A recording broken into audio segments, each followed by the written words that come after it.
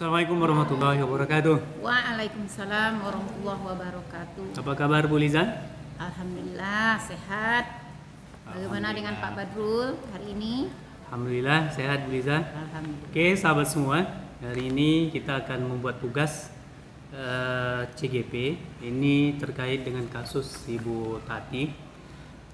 Terlebih dahulu kami perkenalkan guru responden kami, Ibu Liza Dewita SPD. Beliau adalah guru geografi di SMA Babu Salam Pekanbaru, sekaligus pembina asrama. Tentu dia berkecimpung banyak dengan santriwati, yang putri ya tentunya. Kalau tidak bisa dibilang 24 jam, 18 jam adalah kira-kira seperti itu. Nah, beliau ini sudah lama mengajar di SMA Babu Salam. Berapa lama Bu Liza? Lebih kurang udah masuk 11 tahun. Sahabat semua sudah 11 tahun begitu ya. Nah, beliau ini juga selain dipanggil Ibu Liza Dewita, juga anak-anak biasa memanggil beliau ini Bundo. Kenapa Bundo? Karena dia orang barat nih. Sahabat semua, dia orang barat. Tapi Sumatera Barat gitu ya. Orang Sumatera Barat, jadi lebih akrab disapa anak-anak dengan Bundo. Tentu di ruang di luar kelas ya. Kalau di dalam kelas tentu Ibu. Oke, Bu Liza, hari ini saya meminta waktu Bu Liza untuk berbagi kasus. Ini kasus seorang ibu guru namanya Bu Tati nih. Iya. Nanti saya berharap Bu Liza menjawab berdasarkan pengalaman atau rasa empati yang ada dengan Bu Liza saja. Nah, ini sudah kami bagikan kasusnya dengan Ibu Liza, tapi kita ulangi sedikit. Ibu Tati ini guru kelas 5 yang merupakan kita anggap rekan kerja Bu Liza gitu ya. Sekarang Bu Liza pindah ngajar di SD. Begitu. Yang sama-sama mengajar kelas 5 yang kelasnya paralel. Kemudian ruang kelas Ibu Tati dengan Ibu Liza persis bersebelahan begitu ya. Bersebelahan. Kemudian Ibu Tati ini dikenal sangat disiplin dan cenderung galak. Pada sisi lain, Ibu Tati juga pekerja keras dan murid-muridnya pun selalu mendapat nilai-nilai yang sangat baik nih. Jadi murid-murid Bu Tati ini selalu mendapatkan nilai-nilai dengan kategori sangat baik. Sebagian murid-murid sangat takut kepada Ibu Tati, kemudian sebagian yang lain bisa menyesuaikan diri. Jadi tidak semuanya yang takut, ada yang menyesuaikan diri, bisa mengikutilah seperti itu. Kemudian pimpinan dalam hal ini kepala sekolah Bu Liza dan orang tua murid juga sangat menghargai Ibu Tati ini. Mungkin tadi akibat nilai anak-anak tadi sangat baik begitu ya. Nah, di suatu hari Ibu Liza ini mendengar tangisan seorang murid. Karena kelasnya bersebelahan tadi, Bu Liza mendengar dan Bu Liza pergi melihat asal tangisan tadi.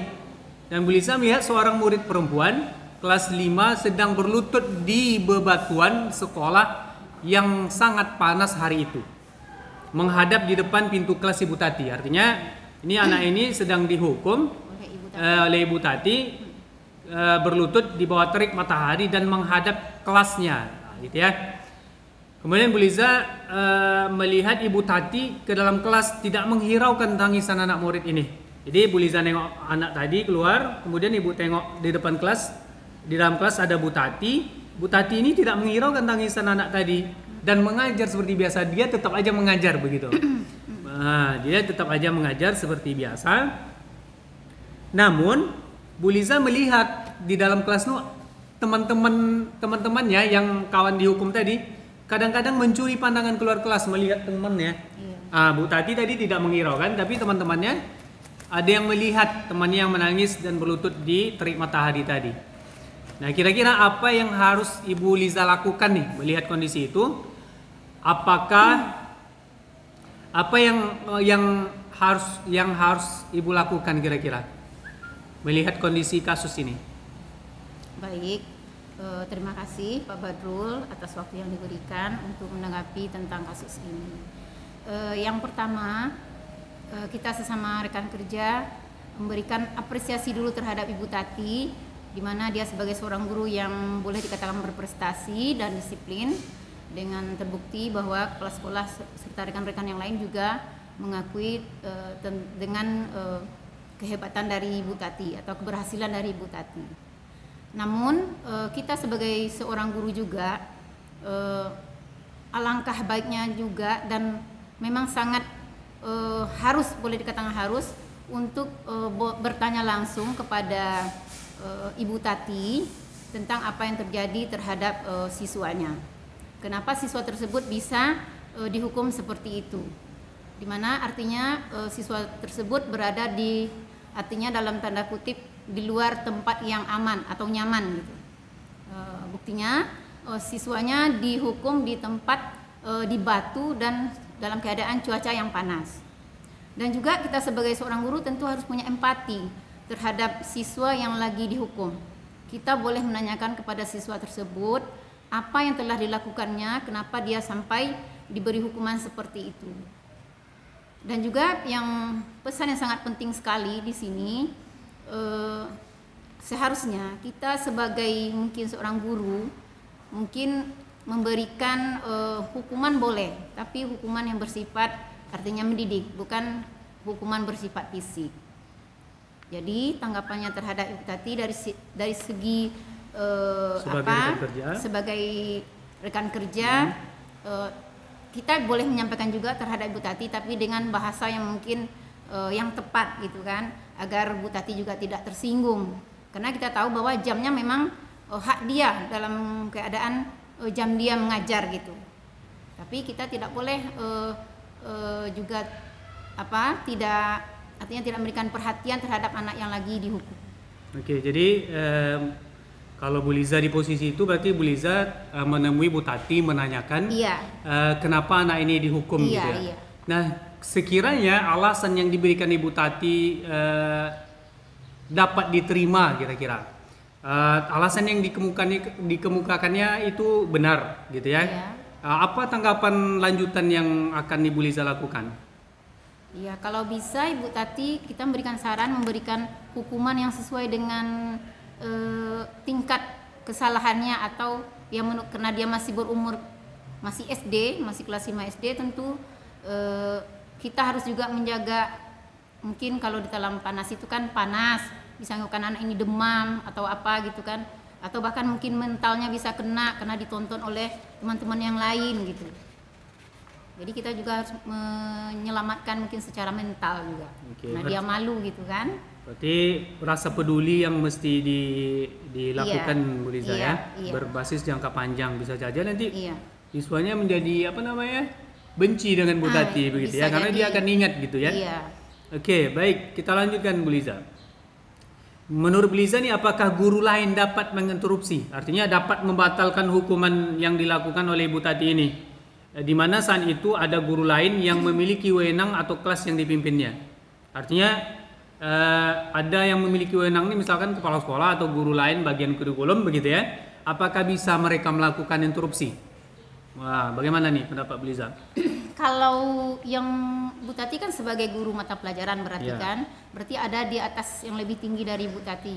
Mungkin kalau dilihat oleh mungkin seperti kepala sekolah, wakil kurikulum, bisa jadi karena itu juga wewenang dari kepala sekolah atau kurikulum, lebih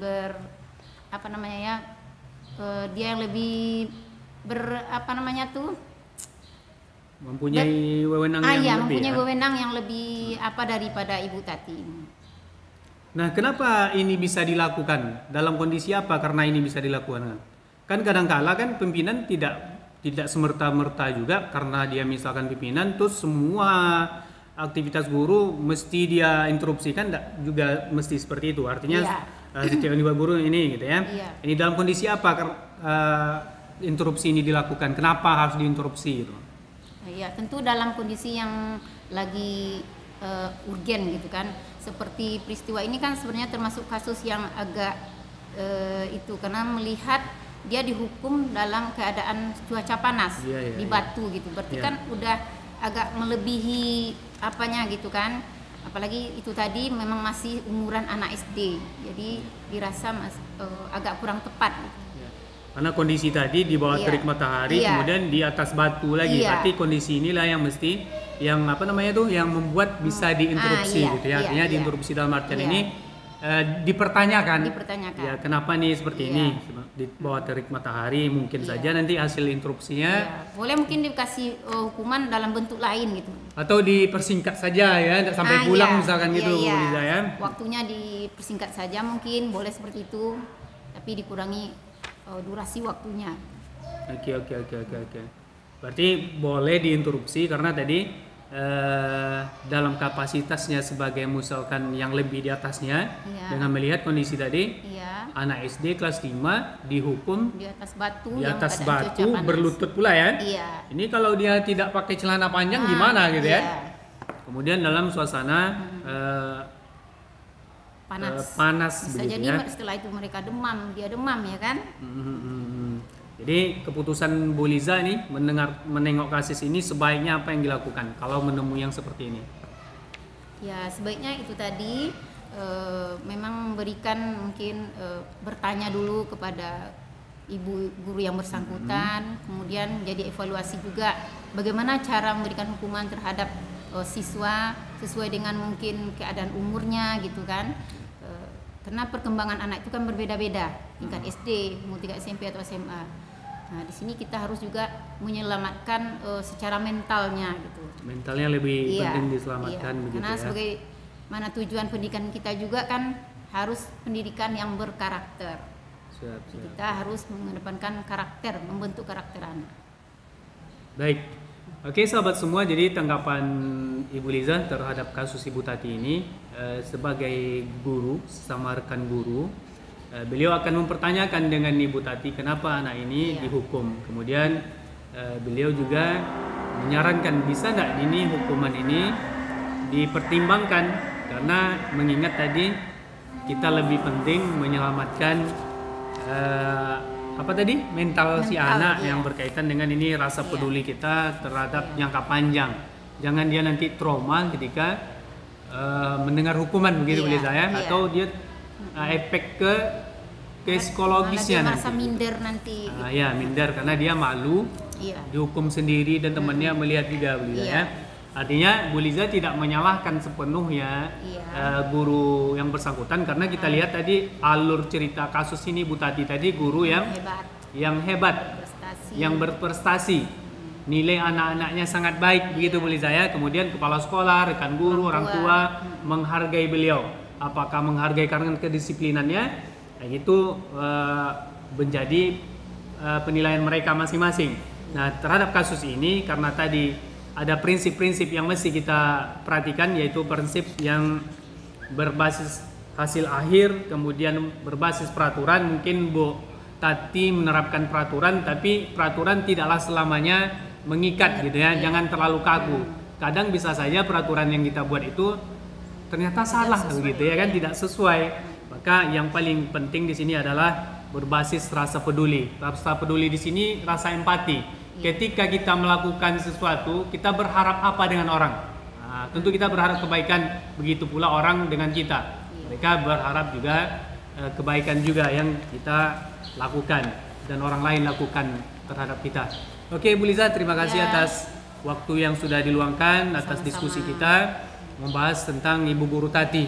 Ini pada dasarnya ini memang diceritai Ibu Guru Tati, tapi mungkin ada di sekitar kita seperti ini gitu ya. Jadi kita dalam menanggapi beberapa kasus ya kita kemukakan dulu rasa empati kita sambil menyelam apa yang menyebabkan ini terjadi sambil mengoreksi diri kita juga masing-masing. Mudah-mudahan pendidikan di Indonesia lebih baik ke depannya. Guru-guru bersemangat dalam mengajar apapun tantangannya. Kemudian murid-murid bersemangat juga belajar. Karena agama kita ini akan maju ketika pendidikannya maju, ekonominya maju, maka Islam ini akan maju. Mudah-mudahan bermanfaat. Sekali lagi terima kasih Bu Liza. Iya, sama-sama Pak Badrul. Terima kasih Semoga bermanfaat sahabat semua. Assalamualaikum warahmatullahi wabarakatuh. Waalaikumsalam.